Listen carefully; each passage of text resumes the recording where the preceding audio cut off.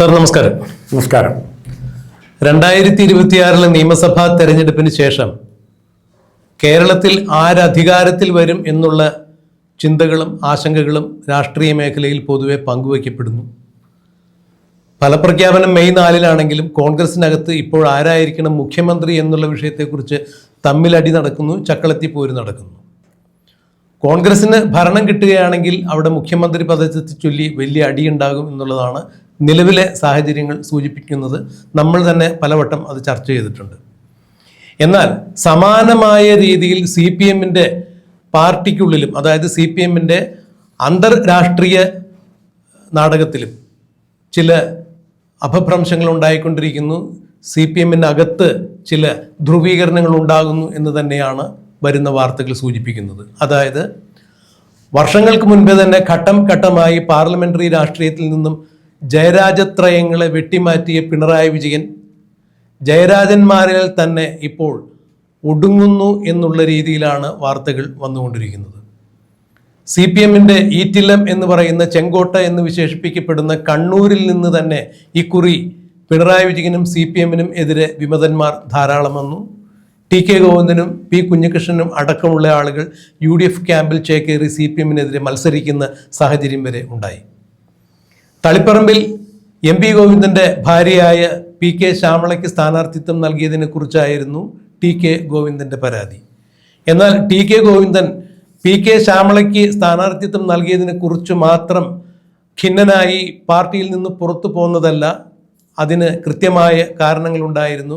ഈ കാരണങ്ങൾ അന്വേഷിച്ച് ചെല്ലുമ്പോഴാണ് നേരത്തെ വെട്ടിമാറ്റിയ ജയരാജന്മാരുടെ സാന്നിധ്യം അവിടെ കാണാൻ സാധിക്കുന്നത്. അവരുടെ ശക്തമായ സമ്മർദ്ദവും സഹകരണവും TK ഗോവിന്ദനിൽ ഉണ്ടായിരുന്നു. അതുകൊണ്ട് തന്നെയാണ് PK ശ്യാമളയ്ക്കെതിരെ, അതായത് CPM സ്ഥാനാർത്ഥിക്കെതിരെ TK ഗോവിന്ദൻ തളിപ്പറമ്പിൽ മത്സരിച്ചത് എന്ന് പറയുമ്പോൾ PK ശ്യാമളയ്ക്കെതിരെ മത്സരിക്കുന്നു എന്ന് പറഞ്ഞാൽ, CPM-നെതിരെ മത്സരിക്കുന്നു എന്ന് പറഞ്ഞാൽ അത് പിണറായി വിജയനെതിരെ തന്നെ മത്സരിക്കുന്നു എന്നതിന് തുല്യം തന്നെയാണ്. അങ്ങനെയാണെങ്കിൽ TK ഗോവിന്ദനെ പിണറായി വിജയനെതിരെ ഇറക്കിയത് ജയരാജന്മാർ തന്നെയാണ്. അതിൽ ഏറ്റവും മുൻപന്തിയിൽ നിൽക്കുന്നത് P ജയരാജനാണ് എന്നുള്ളതാണ് എടുത്തു പറയേണ്ട വസ്തുത. മാത്രമല്ല P ജയരാജനാണ് തളിപ്പറമ്പിലെ PK ശ്യാമളയെ ജയിപ്പിക്കേണ്ടതിൻ്റെ ഉത്തരവാദിത്വം പാർട്ടി ചുമതല നൽകിയിരുന്നത് എന്നുകൂടി പറയുമ്പോൾ അക്ഷരാർത്ഥത്തിൽ P ജയരാജൻ വച്ച ഏടാകൂടത്തിൽ പിണറായി വിജയനും PK ശ്യാമളയും MP ഗോവിന്ദനും, എന്തിന് CPM തന്നെ തകർന്ന് തരിപ്പണമാകുന്ന കാഴ്ചയിലേക്കാണ് CPM പോകുന്നത് എന്നാണ് രാഷ്ട്രീയ നിരീക്ഷകർ സൂചിപ്പിക്കുന്നത്. എന്താണ് രാഷ്ട്രീയത്തെ നിശിതമായി വിമർശിക്കുന്ന, നിശിതമായി നോക്കിക്കാണുന്ന ഒരു മാധ്യമപ്രവർത്തകൻ എന്ന രീതിയിൽ, ഒരു രാഷ്ട്രീയ നിരീക്ഷകൻ എന്ന രീതിയിൽ താങ്കളുടെ അഭിപ്രായം? ഒരു രീതിയിൽ നോക്കുകയാണെങ്കിൽ നമ്മൾ സ്വല്പം ചരിത്രത്തെ പുറകോട്ട് കൊണ്ടുപോയാൽ മാത്രമേ ഈ ജയരാജന്മാരുടെ ഉദയവും അസ്തമയവും വീണ്ടും പുനരുദിക്കാനുള്ള അവരുടെ ഇച്ഛാശക്തി നമുക്ക് മനസ്സിലാക്കാൻ പറ്റുള്ളൂ. ഒരു പ്രത്യേക കാലഘട്ടത്തിൽ കമ്മ്യൂണിസ്റ്റ് പാർട്ടി പ്രഗത്ഭരായ പല നേതാക്കളുണ്ടായിട്ടുണ്ട്. AK ഗോപാലന്, നയനാര്, അങ്ങനെ ചടയം ഗോവിന്ദൻ, അങ്ങനെയുള്ള ധാരാളം നേതാക്കളുണ്ടായിട്ടുണ്ട്, പ്രഗത്ഭമതികളായ നേതാക്കന്മാർ. പക്ഷെ അവരാരും പാർട്ടിയെ തങ്ങളുടെ കൈപ്പിടിയിൽ ഒതുക്കി തങ്ങളാണ് പാർട്ടി എന്ന് പറയാൻ വേണ്ടി ശ്രമിച്ചിട്ടില്ല. അല്ല, അവരെല്ലാവരും പാർട്ടിയാണ് വലുത് എന്ന് തന്നെയാണ്, പാർട്ടിയാണ് വലുത് എന്ന് പറയുന്നവരാണ്. അതിന് ഒരു സ്വല്പം അപവാദം എന്ന് പറയാവുന്നത് രാഘവൻ സ്വന്തം ശക്തി അസർട്ട് ചെയ്യാനായിട്ട് ശ്രമിച്ചയാൾ MP രാഘവനാണ്. മാടായി തമ്പുരാൻ എന്ന് പറഞ്ഞ MP രാഘവനാണ് അതിന് ശ്രമിച്ചത്. MP രാഘവൻ പാർട്ടി പൊളിറ്റിക്സിൽ കയ്യൂക്കിൻ്റെ പൊളിറ്റിക്സും കുറേശ്ശെ കൊണ്ടുപോകും, പാർട്ടിയിലും കൊണ്ടുപോകും. അതിനെ പ്രോത്സാഹിപ്പിച്ച് അതിൽ നിന്നും ഊർജ്ജം ഉൾക്കൊണ്ട് വളർന്നു വന്ന ചില നേതാക്കന്മാരാണ് MP ജയരാജനും, EP ജയരാജനും, P ജയരാജനും, പിന്നെ പ്രകാശ് മാസ്റ്റർ, അങ്ങനെ കുറേ പാർട്ടികളുണ്ട്.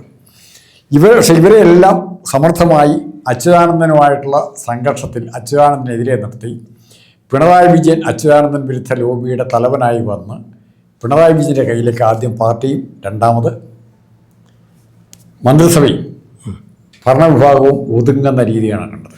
അതായത് ഇപ്പോൾ CPM എന്ന പാർട്ടിയും ഭരണവും പിണറായി വിജയന്റെ കൈവെള്ളയിലാണ്, അഥവാ കാൽക്കീഴിലാണ് എന്ന് വിശേഷിപ്പിച്ചാൽ തെറ്റില്ല. അപ്പോൾ പിണറായി വിജയൻ അത് സാധിച്ചെടുക്കാൻ പറ്റിയ കാരണം ഈ തൊട്ട് താഴെയുള്ള, അല്ലെ തന്നെ തീരുമാനങ്ങളെ സ്വാധീനിക്കാൻ കഴിവുള്ള സെക്രട്ടേറിയറ്റ് മെമ്പർമാരെ സ്വന്തം പരിധിയിലാക്കാൻ പറ്റുന്ന ഏറ്റവും എളുപ്പമാർഗം. അത് ആരാണ് ആ ബുദ്ധിയായി ഉപദേശിച്ചു കൊടുത്തെന്നറിയില്ല. വരുതിയിലാക്കാൻ ഏറ്റവും നല്ല മാർഗം ഇവരെ അഴിമതിക്കാരാക്കുക എന്നുള്ളതാണ്. ഞാനൊരു കഥ, എങ്ങനെയാണ് ഒരു പാർട്ടിയെ, അതായത് വെടക്കാക്കി തനിക്കാക്കുക എന്ന നാടൻ സിദ്ധാന്തം തന്നെയാണോ?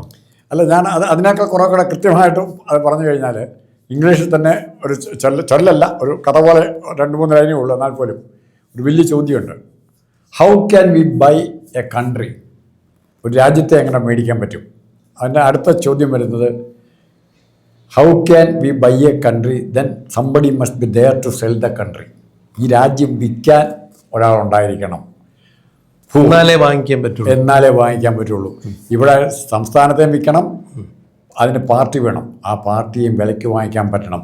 ആ പാർട്ടിയെ വിലയ്ക്ക് വാങ്ങിക്കാനുള്ള സംവിധാനങ്ങളാണ് ഒരുക്കിയത്, പിണറായി വിജയൻ ഒരുക്കിയത്. അങ്ങനെ പാർട്ടിയെ വിലയ്ക്ക് വാങ്ങിച്ചിട്ടാണ് ഈ രാജ്യത്തെ വിൽക്കാനായിട്ട് നോക്കുന്നത്. അപ്പോൾ ഉള്ളി പാർട്ടി എന്നുള്ളത് ഉള്ളി ലീഡറിനാക്കി. ആ ലീഡർ പിണറായി വിജയൻ വിൽക്കാൻ ശ്രമിച്ചു. പക്ഷെ മുഴുവൻ വിൽക്കുന്നതിന് മുമ്പ് പിടി വീണു എന്നുള്ളതാണ്. സൗരയൂഥത്തിന്റെ സെൻട്രൽ ഓർബിറ്റായിട്ട് നിൽക്കുന്ന സൂര്യനെ പോലെയാണ് ഇപ്പോൾ CPM പിണറായി നിൽക്കുന്നത്.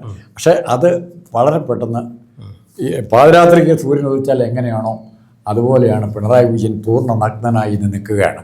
പിണറായി വിജയൻ്റെ നഗ്നത കണ്ടു കഴിഞ്ഞപ്പോൾ ജയരാജന്മാർക്ക് മനസ്സിലായി ഇദ്ദേഹത്തെ കൊണ്ട് യാതൊരു കാര്യമില്ല, ഉപയോഗമില്ല. BJPക്കാർ തിരിച്ചറിയുന്നത് പോലെ ഇങ്ങനെ ഇനി BJPയുടെ ഷെഡിൽ കൊണ്ട് കെട്ടാം എന്നുള്ള തിരിച്ചറിവ് കൊണ്ടാണ് P ജയരാജനും MV ജയരാജനും EP ജയരാജനും മാറി ചിന്തിക്കാൻ തുടങ്ങിയത്.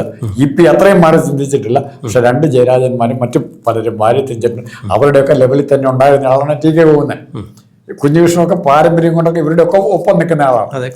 നേതാക്കന്മാർ തന്നെയാണ്. ഇപ്പോഴത്തെ ഇവിടെയുണ്ട്, അമ്പലപ്പുഴയിലെ സ്ഥാനാർത്ഥിയുണ്ട്, ജി സുധാകരനുണ്ട്. അപ്പോൾ അങ്ങനെയുള്ള ഒരു പറ്റം ടീം ആണ് ഇപ്പോൾ പിണറായി വിജയനെതിരായി ആശയപരമായൊരു സമരത്തിൻ്റെ മുഖം കൂടെ തുറന്നിട്ടുണ്ട്. അധികാരം പിടിച്ചെടുക്കുന്ന, അല്ലെങ്കിൽ സ്റ്റേറ്റ് കമ്മിറ്റി മെമ്പറാകുക, ജില്ലാ കമ്മിറ്റി പിടിച്ചെടുക്കുന്ന സമരത്തിനപ്പുറത്തേക്ക് ആശയപരമായൊരു സമരമായിട്ട് ഇത് മാറിയിട്ടുണ്ട്. ആ മാറ്റം ആണ് ഏറ്റവും പ്രധാനപ്പെട്ടത്. പാർട്ടിയെ ഇപ്പോൾ സാറ് പറഞ്ഞ പോലെ BJPയുടെ തൊഴുത്തിൽ കൊണ്ടുപോയി കെട്ടുകയോ അല്ലെങ്കിൽ CPM എന്ന പാർട്ടിയുടെ യഥാർത്ഥ മൂല്യങ്ങൾ മറന്നുകൊണ്ട്, അല്ലെങ്കിൽ കമ്മ്യൂണിസ്റ്റ് പാർട്ടിക്ക് കമ്മ്യൂണിസം എന്താ എന്നുള്ളത് അന്യമായിരിക്കുന്നു പിണറായി വിജയൻ്റെ ഭരണകാലത്ത്. പാർട്ടിയെയും ഭരണത്തെയും കയ്യിലൊതുക്കുന്ന പിണറായി വിജയൻ്റെ കാലത്ത് കമ്മ്യൂണിസ്റ്റ് പാർട്ടിക്ക് കമ്മ്യൂണിസം എന്നാൽ എന്തെന്ന് അന്യമായിരിക്കുന്നു എന്നുള്ളത് തന്നെയാണോ? അല്ല, കമ്മ്യൂണിസ്റ്റ് പാർട്ടിക്ക് ഇപ്പോഴും അതിൽ സിമ്പിൾ, അതിനൊക്കെ നിസ്സാര ഉദാഹരണങ്ങൾ നമ്മൾ ഡെയിലി കണ്ടുകൊണ്ടിരിക്കുക. ദേശാഭിമാനി പത്രം എടുത്തിട്ട് വർഗസമരം എന്നുള്ള ഒരു വാക്ക് കാണിക്കാൻ പറ്റും. അവരുടെ ഏറ്റവും മൗലികമായ കമ്മ്യൂണിസ്റ്റ് പാർട്ടിയുടെ സൈദ്ധാന്തികമായ ആ പ്രസ്ഥാനത്തെ ആ ആശയത്തെ മുന്നോട്ട് നയിക്കുന്നത് വർഗസമരമാണ്. ഈ വർഗസമരം എന്നുള്ള വാക്ക് ദേശാഭിമാനി കാണിക്കാൻ പറ്റുമോ? എവിടെയെങ്കിലും കാണിക്കാൻ പറ്റുമോ? അടിസ്ഥാന വർഗത്തിൻ്റെ, അടിയാള വർഗത്തിൻ്റെ പാർട്ടി എന്ന് വിശേഷിപ്പിക്കപ്പെടുന്ന കമ്മ്യൂണിസ്റ്റ് പാർട്ടി ഇന്ന് എവിടെ പോയി നിൽക്കുന്നു എന്നുള്ള ചോദ്യത്തിന് കൃത്യമായൊരു മറുപടി നൽകാൻ ഇന്നത്തെ കമ്മ്യൂണിസ്റ്റ് നേതാക്കന്മാർക്ക് സാധിക്കുമോ? അല്ല, അവർക്കത് വേണ്ട. അതാണ് അതിന് സ്പഷ്ടമായിട്ട് EP ജയരാജൻ പറഞ്ഞു, ഇത് കാലം പോയി, ഇനി പരിപ്പോടെയും കട്ടൻ ചായയും കുടിക്കേണ്ട സമയമല്ല, ഇനി എന്താ വേണ്ട, കുഴിമന്തിയും അൽഫാമും ഇത്തരം സാധനങ്ങളൊക്കെ കഴിച്ച് ചിക്കൻ ബിരിയാണിയൊക്കെ കഴിച്ച് നിങ്ങൾ സുഖമായിട്ട് രാഷ്ട്രീയ കാലാനുസൃതമായിട്ടുള്ള മാറ്റങ്ങൾ, പുരോഗമനപരമായിട്ടുള്ള മാറ്റങ്ങൾ, വികസനോന്മുഖമായിട്ടുള്ള മാറ്റങ്ങൾ എല്ലായിടത്തും ആവശ്യമാണ്. അപ്പോൾ അതിന് ഏറ്റവും ഉദാഹരണമായിട്ട് ചൂണ്ടിക്കാണിക്കുന്ന ഇവർ തന്നെയാണ്. കാരണം കമ്പ്യൂട്ടർ വന്നപ്പോൾ എതിർത്തു, ട്രാക്ടർ വന്നപ്പോൾ എതിർത്തു, പിന്നീട് അതിനൊപ്പം നടക്കുന്ന കാഴ്ചയും കണ്ടു. എന്തായാലും ഒരു പാർട്ടിക്ക്, ഒരു പ്രസ്ഥാനത്തിനാവട്ടെ, വ്യക്തികൾക്കാവട്ടെ തെറ്റിദ്ധരുത്തി അവർ വീണ്ടും നന്മയിലേക്ക് വരുന്നത് നല്ല കാര്യം തന്നെ. അല്ലെങ്കിൽ പണ്ടൊക്കെ അവർ തെറ്റാണെന്ന് പറഞ്ഞത് ശരിയാണെന്ന് ബോധ്യമായി ആ ശരിയിലേക്ക് വരുന്നത് സ്വാഗതം ചെയ്യാം. പക്ഷേ നേരത്തെ ശരിയെ തിരിച്ചറിഞ്ഞ ആളുകൾ ആണ് ഇപ്പം മറ്റുള്ള ആളുകളിൽ നിന്ന് പറയുമ്പോൾ ഇവർക്ക് എന്നും അത് അസഹിഷ്ണുതാ മനോഭാവത്തോടു കൂടിയാണ് ഇവർ ചെയ്തിരിക്കുന്നത്. ശ്രീനിവാസിന്റെ പെടലിക്കടിച്ച് അദ്ദേഹത്തെ താഴെ വീഴ്ത്തിയ ആളുകൾ സ്വാശ്രയ കോളേജുകൾ തുടങ്ങാൻ വേണ്ടി നെട്ടോട്ട് ഓടുന്ന കാഴ്ചയാണ് പിന്നെ നമ്മൾ കണ്ടത്. അപ്പം ഇതുപോലെ എന്തൊക്കെ ജനത്തിന് ആവശ്യമുണ്ടോ, നാടിന് ആവശ്യമുണ്ടോ, മാറ്റങ്ങൾ വരുമ്പോൾ ഇതിനെല്ലാം ആദ്യം എതിർക്കും. അപ്പോൾ അവിടെ ഉയർത്തി കാണിച്ചിരുന്നത് എന്താണ്? അടിസ്ഥാന വർഗത്തിന്റെ, അടിയാള വർഗത്തിന്റെ തൊഴിലവസരങ്ങൾ നഷ്ടപ്പെടും എന്ന് പറഞ്ഞുകൊണ്ടാണ് കമ്പ്യൂട്ടറിനെയും ട്രാക്ടറിനെയൊക്കെ എതിർത്തിരുന്നത്, അല്ലേ? ഇന്നിപ്പോൾ AKG സെന്ററിൽ എത്ര കമ്പ്യൂട്ടർ ഇരിക്കേണ്ടത് എന്ന് ചോദിച്ചു കഴിഞ്ഞിട്ടുണ്ടെങ്കിൽ ആളുകൾ നമ്മളെ വഴക്ക് പറയും, അല്ലെങ്കിൽ നമ്മളെ തല്ലുന്ന അവസ്ഥയിലേക്ക് കാര്യങ്ങൾ മാറും. കാരണം പുരോഗമനത്തിനനുസരിച്ച്, വികസനത്തിനനുസരിച്ചിട്ട് നാടിൻ്റെ മാറ്റങ്ങൾക്ക് ഒത്ത് നമ്മളെല്ലാവരും നടക്കണം, അതുപോലെ കമ്മ്യൂണിസ്റ്റ് പാർട്ടി നടക്കണം. എന്നാൽ ഇതിനൊക്കെ ആദ്യം എതിർത്തിരുന്നത് ഇവർ തന്നെയാണ് എന്നുള്ളതാണ്. അങ്ങനെയാണെങ്കിൽ അന്ന് എതിർത്തപ്പോൾ എത്ര അവസരങ്ങൾ എത്ര പേർക്ക് നഷ്ടമായി എന്നുള്ളത് ഇവർ മനസ്സിലാക്കുന്നില്ല. പറഞ്ഞു വരുന്നത് കമ്മ്യൂണിസം എന്ന് പറഞ്ഞാൽ കമ്മ്യൂണിസ്റ്റ് പാർട്ടിയിൽ നിന്ന് അന്യമായിരിക്കുന്നു. ഈ അന്യമായതിനെ ഇനിയും ഇത് അന്യം നിന്ന് പോകാതിരിക്കുന്നതിന് വേണ്ടിയാണ് ഈ ജയരാജത്രയങ്ങൾ ഇറങ്ങിയിരിക്കുന്നത്. പ്രത്യേകിച്ച് തളിപ്പറമ്പിൽ പിണറായി വിജയന് എതിരെ തന്നെയാണ്, അല്ലെങ്കിൽ പി കെ ശ്യാമളയ്ക്ക് എതിരെ എന്ന ഒരു വ്യാജേന പിണറായി വിജയനെതിരെ തന്നെയാണ് പി ജയരാജനും മറ്റ് എം പി ജയരാജനും എല്ലാം തിരിഞ്ഞിരിക്കുന്നത് എന്ന് മനസ്സിലാകുമ്പോൾ എന്തുകൊണ്ടാണ് തൻ്റെ കാൽച്ചുവട്ടിലെ മണ്ണിളകി പോകുന്നത്, പ്രത്യേകിച്ച് കണ്ണൂരിൽ തൻ്റെ തട്ടകത്തിൽ തനിക്കെതിരെ ഇങ്ങനെ ഒരു പടയൊരുക്കം നടക്കുന്നത് തിരിച്ചറിയാൻ പിണറായി വിജയന് സാധിക്കാതെ പോയത്? തിരിച്ചറിയുന്നുണ്ട്. പക്ഷേ പിണറായി വിജയൻ നിസ്സഹായനാണ്. എല്ലാ ആയുധങ്ങളും നഷ്ടപ്പെട്ട് അർജുനൻ എല്ലാം താഴെ വെച്ചിട്ട് നിലത്തിരുന്ന പോലെയല്ല, അതായത് ചവിട്ടി താഴെ ഇരുത്താണ്. തോറ്റോടിയ പടയിൽ ആയുധം നഷ്ടമായ പോരാളിയുടെ പോലെയാണോ? ആയുധം നഷ്ടമായ പോരാളി എന്ന് പറയുമ്പോൾ അംഗവൈകല്യം എന്ന ആയുധം നഷ്ടമായ പോരാളി ഉണ്ട്. ഒരായുധം കയ്യിലുണ്ട്, പക്ഷെ അതൊരു വിശ്വസനീയമല്ല. രണ്ട് എഡ്ജ എങ്ങോട്ടാ കുത്തുന്നെന്ന് അറിയത്തില്ല. ആ ആയുധത്തിന്റെ പേര് റിയാസ് എന്നാണ്. അങ്ങനെയുള്ള ആയുധം വെച്ച് എന്ത് ഫൈറ്റ് ചെയ്യാൻ പറ്റും? ഈ തിരഞ്ഞെടുപ്പോടുകൂടി ഇപ്പോൾ നമ്മൾ നേരത്തെ ഇത് ചർച്ചയുടെ ആമുഖത്തിൽ പറഞ്ഞ പോലെ മാറ്റങ്ങൾ പലതുണ്ട് നടക്കുന്നത്. ഒന്ന്, കോൺഗ്രസിനകത്ത് തന്നെ രൂക്ഷമായ ഭിന്നത രൂപം കൊണ്ടിരിക്കുന്നു. അവിടെ മുഖ്യമന്ത്രി സ്ഥാനത്തെ ചൊല്ലി അല്ലെങ്കിൽ അധികാര സ്ഥാനത്തെക്കുറിച്ചാണ് കലഹം, അടി നടക്കുന്നതെങ്കിൽ ഇവിടെ ഇടതുപക്ഷത്തിലാവട്ടെ കമ്മ്യൂണിസത്തെ എങ്ങനെയാണ് ഈ കമ്മ്യൂണിസ്റ്റ് പാർട്ടിയിൽ വീണ്ടെടുക്കേണ്ടത് എന്നുള്ള ചിന്തയോടുകൂടി യഥാർത്ഥ കമ്മ്യൂണിസ്റ്റ് വിശ്വാസികൾ അല്ലെങ്കിൽ കുറച്ചെങ്കിലും കമ്മ്യൂണിസ്റ്റ് ചിന്താഗതി പുലർത്തുന്ന ആളുകൾ ഇപ്പോൾ പിണറായിസത്തിനെതിരെയും CPM-നെതിരെയും അല്ലെങ്കിൽ പിണറായി വിജയനെതിരെയും കടുത്ത നിലപാടുമായി രംഗത്ത് വന്നിരിക്കുന്ന കാഴ്ചയാണ് കാണാൻ കഴിയുന്നത്. അത് തന്നെ പിണറായി വിജയനോട് നേരിട്ട് എതിർക്കുന്നതിന് തുല്യം തന്നെയാണ്. പിണറായി വിജയൻ്റെ വലങ്കൈ എന്ന് വിശേഷിപ്പിക്കുന്ന, പിണറായി ഇരിക്കാൻ പറഞ്ഞാൽ കിടക്കുകയും കിടക്കാൻ പറഞ്ഞാൽ ഉരുളുകയും ചെയ്യുന്ന MP ഗോവിന്ദനോടും MP ഗോവിന്ദൻ്റെ പ്രതിനിധിയായി അവിടെ മത്സരിപ്പിക്കുന്ന PK ശ്യാമളയോടും ഇവർ കാണിക്കുന്ന ഈ പാർട്ടിയുടെ സൈദ്ധാന്തികമായ നിലപാടെന്ന് പറയുമ്പോൾ തീർത്തും പിണറായി വിജയൻ പാർട്ടിയിൽ ഒന്നുമല്ലാതായതിൻ്റെ വ്യക്തമായ സൂചന തന്നെയല്ലേ ഇത്? അല്ലെങ്കിൽ പിണറായി വിജയൻ ഈ പാർട്ടിയെ സംബന്ധിച്ചിടത്തോളം ഇനി ഒന്നുമല്ല, അഥവാ ഇനി ഞങ്ങളിത് സഹിക്കാൻ തയ്യാറല്ല എന്നുള്ളതിൻ്റെ കൃത്യമായ വിളംബരം തന്നെയല്ലേ ഇത്? അല്ല, PK ശ്യാമളെ നിർത്താൻ തീരുമാനിക്കുമ്പോൾ അതിനകത്ത് രണ്ട് ഉദ്ദേശമുണ്ട്. തെറ്റായ എല്ലാ കാര്യങ്ങൾക്കും, അഴിമതി ഉൾപ്പെടെയുള്ള എല്ലാ കാര്യങ്ങൾക്കും പിണറായി വിജയൻ്റെ പൂർണ്ണ സപ്പോർട്ടുണ്ട്.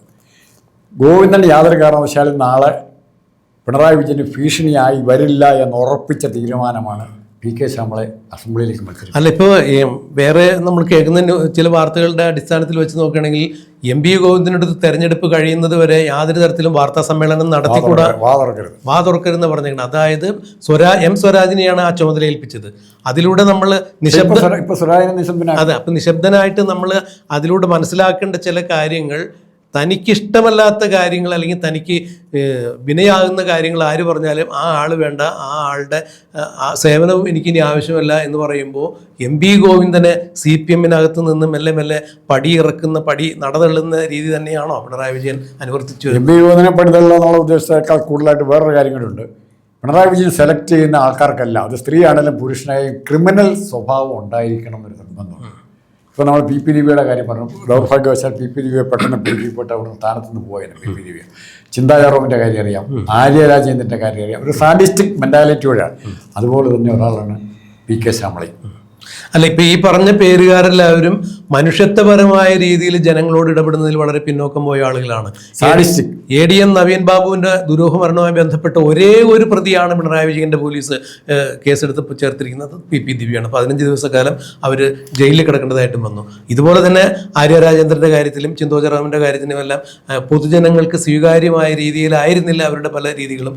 അതായത് ചെങ്ങമ്പുഴയുടെ വാഴക്കുല കൊണ്ട് വൈലപ്പള്ളിയുടെ വളപ്പി കെട്ടി ഡോക്ടറേറ്റ് മേടിച്ച സംഭവങ്ങളൊന്നും നമ്മൾ കൂടുതൽ വിസ്തരിക്കുന്നില്ല. അതെന്തുമാവട്ടെ, അതെന്ത് തന്നെയായാലും ഇപ്പോൾ ഒരു കാര്യം വ്യക്തമായിരിക്കുന്നു, പിണറായി വിജയൻ്റെ അപ്രമാദിത്വത്തിനെതിരെ കൃത്യമായി അരിവാൾ ഓങ്ങിക്കൊണ്ട് തന്നെ ജയരാജത്രയങ്ങൾ നേരിട്ട് തന്നെ ഇറങ്ങിയിരിക്കുന്നു. അതിൽ കൃത്യമായ രീതിയിൽ മറുപടി കൊടുക്കാൻ വേണ്ടി ആരെയൊക്കെ വെട്ടി ഒതുക്കാനുണ്ട്, ശുദ്ധികലശം നടത്താനുണ്ട് എന്നുള്ള മുന്നറിയിപ്പ് നൽകിക്കൊണ്ട് പുറത്തു വരുമ്പോൾ, അല്ലെങ്കിൽ നേരെ പിണറായി വിജയൻ്റെ നേർ വന്ന് നിൽക്കുമ്പോൾ CPM-ൽ പുതിയ ചില സമവാക്യങ്ങൾ രൂപപ്പെടുന്നു എന്ന് തന്നെയാണ് മനസ്സിലാക്കാൻ കഴിയുന്നത്. CPM-ൻ്റെ നേരത്തെ സൃഷ്ടിച്ചു വച്ചിരുന്ന ചോദ്യം ചെയ്യാനാവാത്ത ആ കോട്ടയിലെല്ലാം പൊളിഞ്ഞു വീഴുന്നു. ആ കോട്ട പൊളിച്ചു കളഞ്ഞ് അവിടെ പുതിയ ഒരു നേതാവ് വരും. അല്ല എന്നുണ്ടെങ്കിൽ പുത്തൻ ഉഷസിൻ്റെ നവോത്ഥാനത്തിൻ്റെ മറ്റേതെങ്കിലും പ്രതീകങ്ങളെ പ്രതിഷ്ഠിക്കും എന്നുള്ള ഒരു സന്ദേശം തന്നെയാണ് ജയരാജന്മാർ നൽകുന്നത്. എന്താണ് ഈ കാര്യത്തിൽ നടക്കുക എന്നുള്ളത് നമുക്ക് കണ്ടറിയാം.